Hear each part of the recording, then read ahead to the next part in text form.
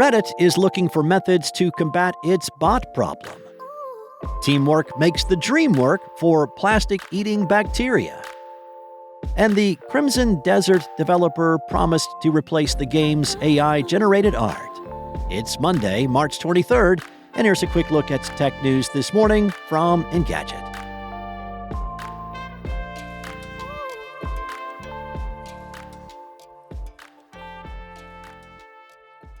Well, there could be more than one step required before creating an account and posting on Reddit in the future.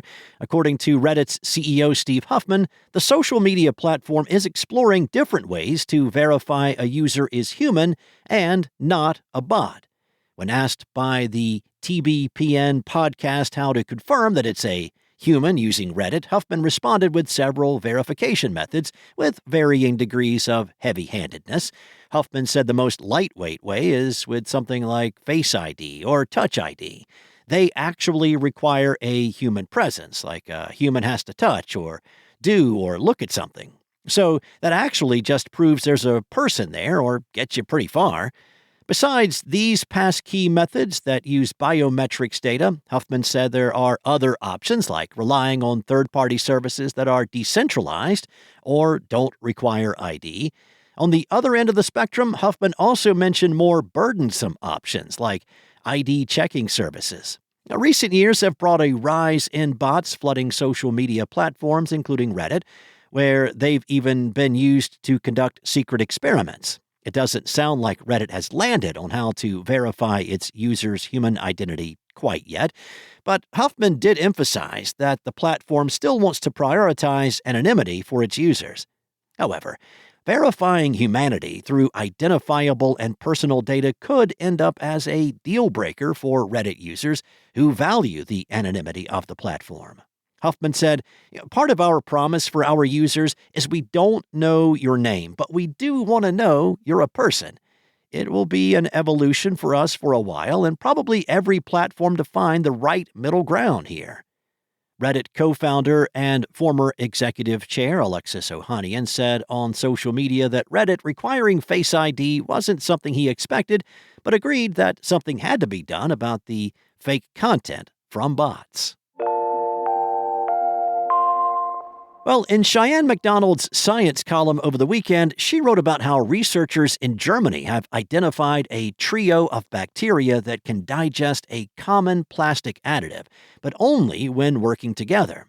The study, published in the journal Frontiers in Microbiology, found that a consortium of bacterial strains was able to break down several phthalate esters, or PAEs, which are often used to make plastic materials more flexible. These chemicals are increasingly finding their way into the environment as plastic pollution grows, and research suggests they can have harmful effects on human health and that of wildlife.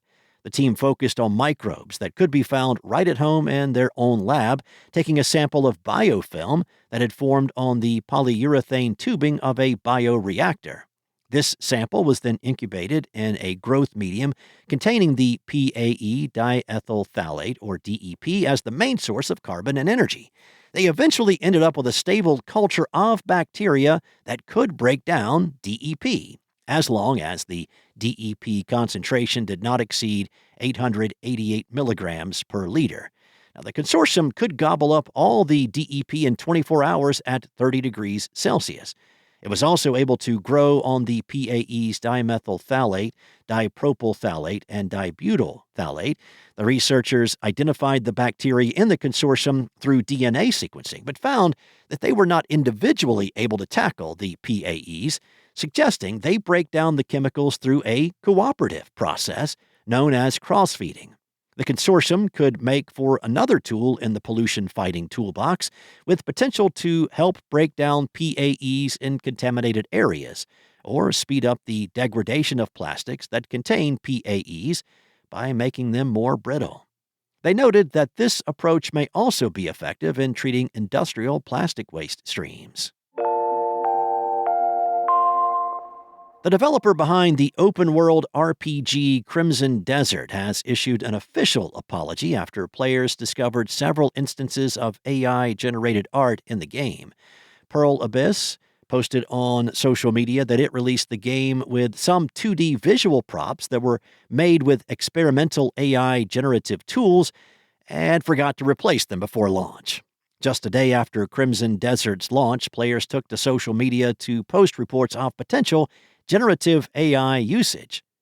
Pearl Abyss said on X that following reports from our community, we have identified that some of these assets were unintentionally included in the final release.